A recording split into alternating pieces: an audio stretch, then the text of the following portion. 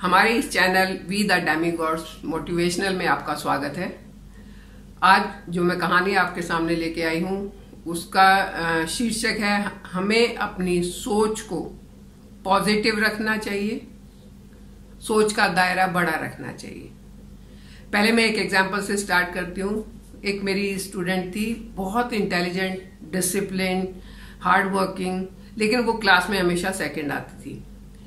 एक बार मैं उसकी कॉपी चेक कर रही थी तो मैंने उसको कहा, शालिनी बेटा आप थोड़ी सी और मेहनत करो तो आप फर्स्ट आ सकते हो। उसने मुझे एकदम कहा कि मैम फर्स्ट तो मोनिका आती है। मैं कहा तो क्या हुआ, आप मेहनत करो आप भी फर्स्ट आ सकते हो। कहती मैं अगर मेहनत करूंगी तो वो क्या चुप बैठेगी, वो भी तो मेहनत करेगी। मतलब उसने अपने दिमाग में ये बिठा लिया था कि वो किसी भी हालत में फर्स्ट नहीं आ सकती।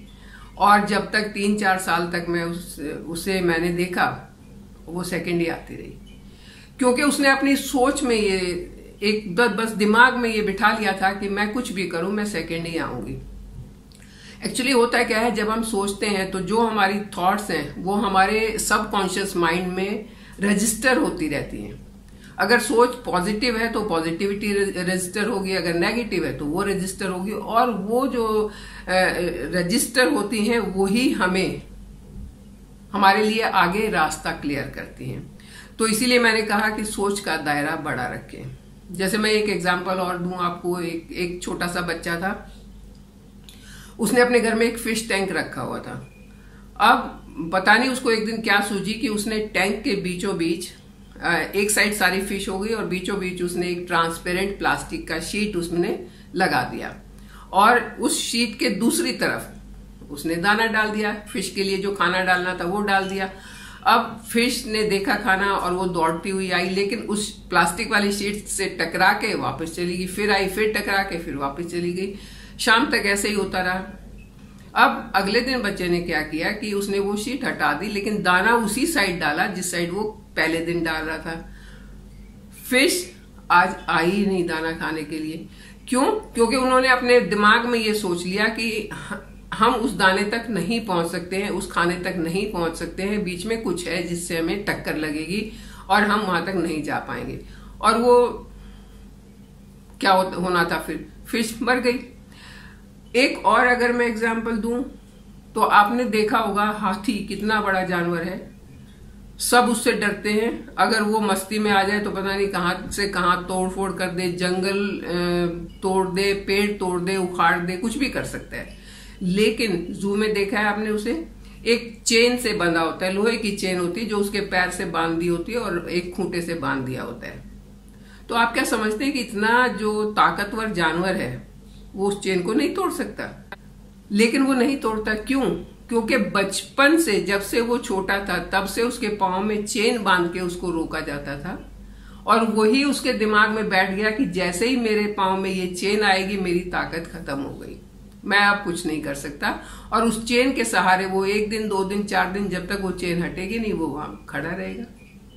तो ऐसा इसलिए होता है, जैसे मैंने पहले बताया कि हमारी जो भी थॉट्स हैं, जो भी हमारी थॉट चाहे वो पॉजिटिव है या नेगेटिव है, हमारे सबकॉन्शियस माइंड में रजिस्टर हो रही है।